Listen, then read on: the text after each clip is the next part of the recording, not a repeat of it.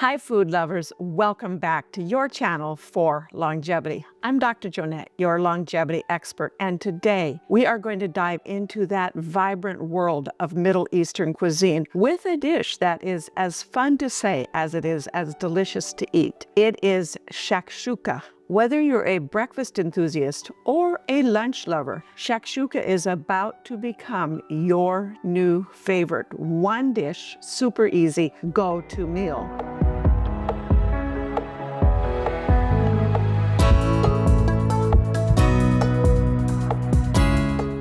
In today's video, you are going to learn how to balance spices so that you can create the perfect shakshuka flavor and how to achieve that ideal eggy consistency where the yolk is just a little bit runny and the white is nicely set. I'm going to give you tips for choosing your best tomatoes as well as red peppers, and I will tell you how to layer those flavors into one beautiful, delicious, and yummy shakshuka dish. And lastly, if you like to get creative in the kitchen, then this recipe is for you. I'm going to get you started with lots of suggestions as to how you can shake up your shakshuka. Yes, I even have a shakshuka dessert creation that you can try. So let's get ready to impress your friends as well as your family and make this colorful dish. Let's get cooking. So grab your apron, sharpen your knives, and we are going to shake some things up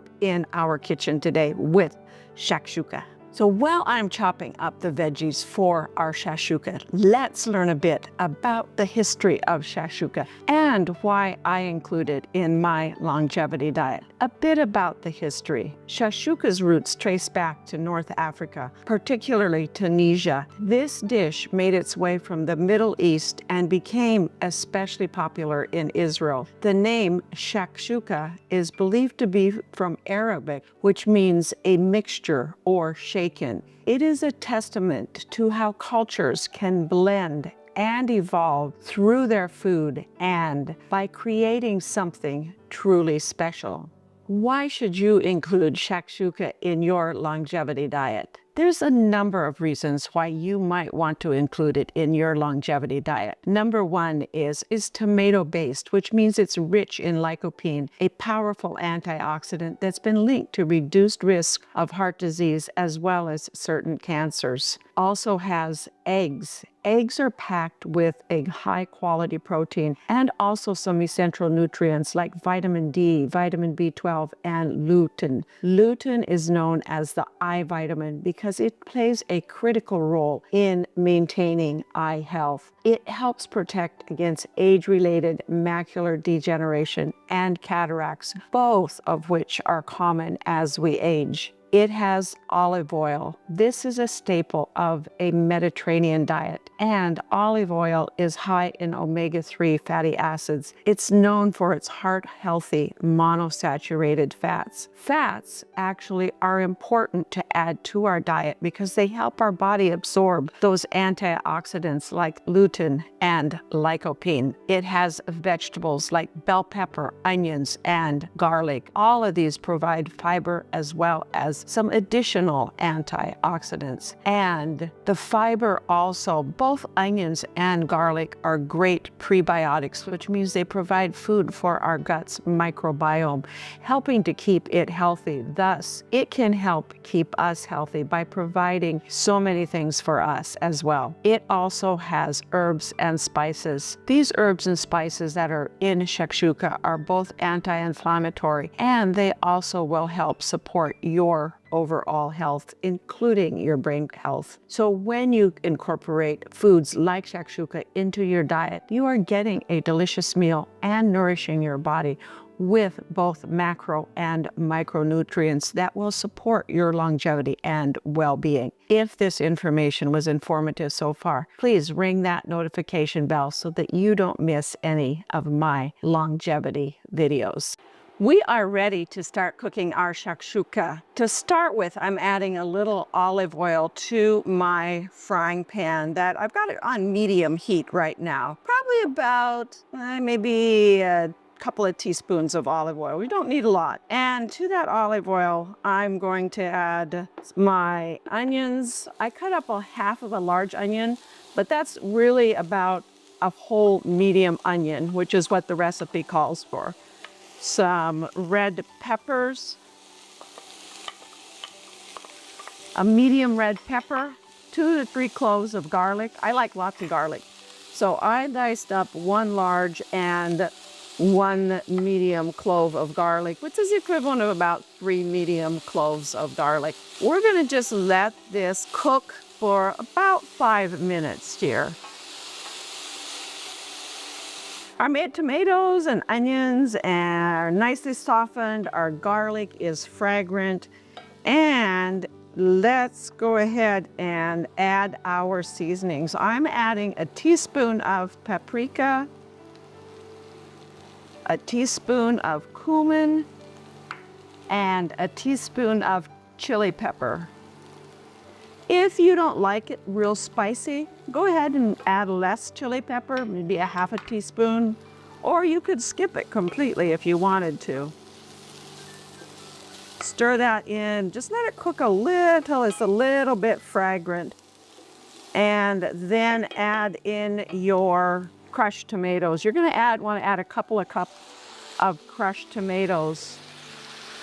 When you choose tomatoes or peppers or any vegetables, choose organic grown vegetables that are non-GMO if at all possible. They're free of pesticides, herbicides, and things that aren't very good for our body. And frankly, they poison our body, they poison our cells, and they rob our body of the nutrition and the energy that it needs to be healthy and live a long life. These are ones that came from the garden. I canned them last summer when they were fresh from the garden, added a little bit of herbs to them, and canned them up to use in things like our shakshuka. We're going to let that cook for about 10 minutes or so. I'm going to go ahead and cover it. Actually, I want it to thicken a little bit. It's fairly runny, so I want it to thicken a little bit before I put the eggs in it. And I'll probably cover it about halfway through. So let it cook maybe 10, 15, no more than about 15 minutes at the most. Our tomato vegetable mixture has now been cooking for about 8 minutes, and I'm going to go ahead and make about 4 wells in the vegetables here. And into those little wells, I am going to crack an egg.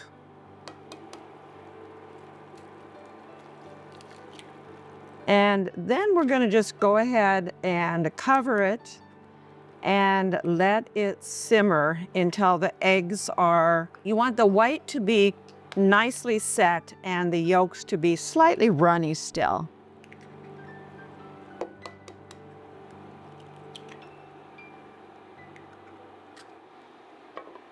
That's gonna cook about 5 to 8 minutes. Our shakshuka is ready to eat. It smells heavenly. I can smell the pepper, the cumin, and the smoky paprika. I like to use smoky paprika in my shakshuka. Regular paprika works great as well. As you can see here, the whites are nicely set. The yolk is still a little soft and runny, and it is ready to serve. If you're eating it for breakfast, you could just eat it like this. You don't need to serve it with anything in particular. Or if you're having it for lunch, you could serve it with a nice salad of arugula, baby kale, some spinach, top it with a little feta, and add a few avocado slices for some extra healthy fat. And add a few greens for garnish here to your shakshuka. Some little chopped parsley, a little chopped arugula, add a little bit of color, and it is ready to enjoy.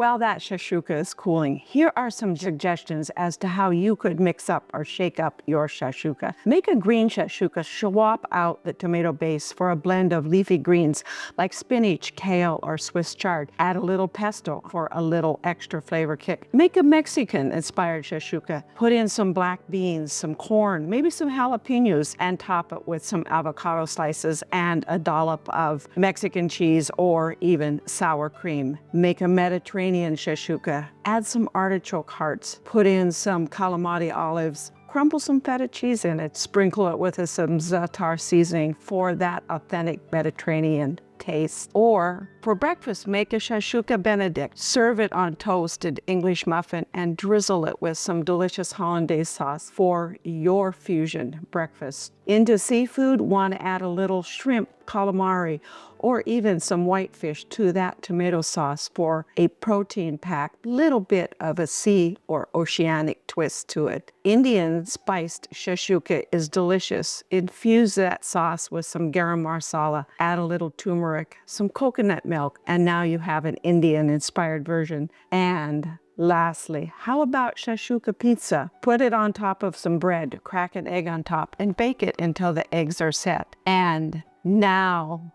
for one of my favorites, sweet shakshuka. You could make a dessert version of this. Take a base of organic stewed berries, strawberries, blueberries, or even peaches or other stone fruits like plums, figs.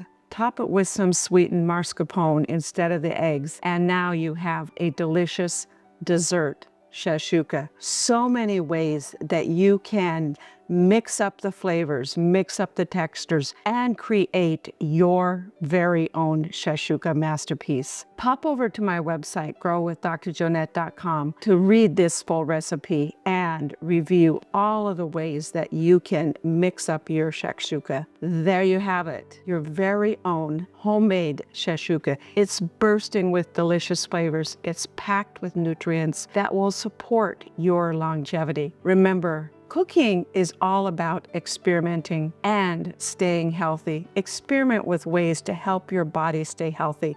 Don't be afraid to get creative and create your own variations. If you enjoyed this video, don't forget to like, subscribe, as well as hit that notification bell for more delicious mouth-watering recipes. And I would love it if you would share your shakshuka with me on my social media. Show me how you mix up shakshuka. And until next time, keep shaking up your kitchen with these delicious and nutritious meals.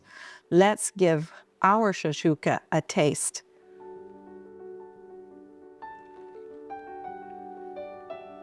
That is the perfect blend of veggies, tomatoes, perfectly done egg, and delicious spices.